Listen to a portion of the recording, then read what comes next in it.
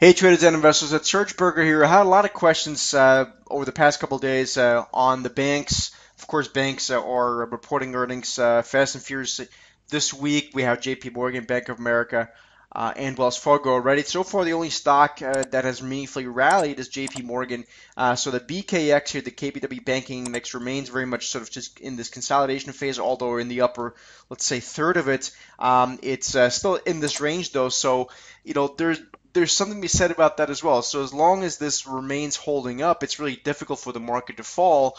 Um, and until we see the banks really getting a better move out of this range, it's also really difficult for the broader market to really gain any real upside momentum. So, there's a lot to be said about watching the banks here.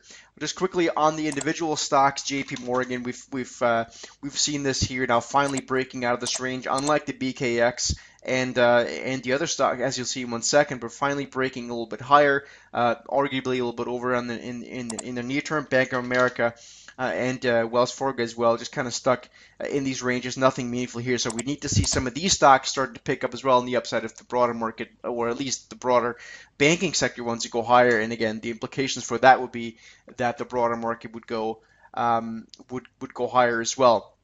There's a lot more stocks out there. They're going to report this week. Goldman Sachs is up tomorrow, Thursday, the 16th. We've talked about Goldman Sachs for quite a bit.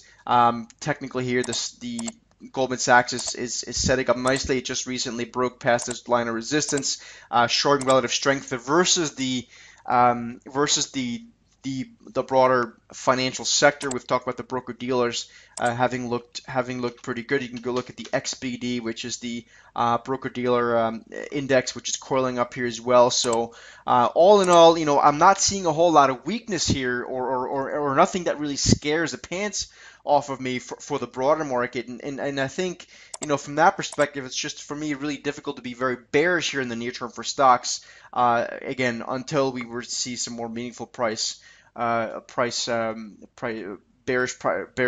stock reversals to the downside. So there's a lot that we can learn from just observing what the banks are doing, and so far they're certainly not falling apart. They're giving us, some relative strength, and that's at least for now marginally supportive of the broader stock market. So I hope this makes sense.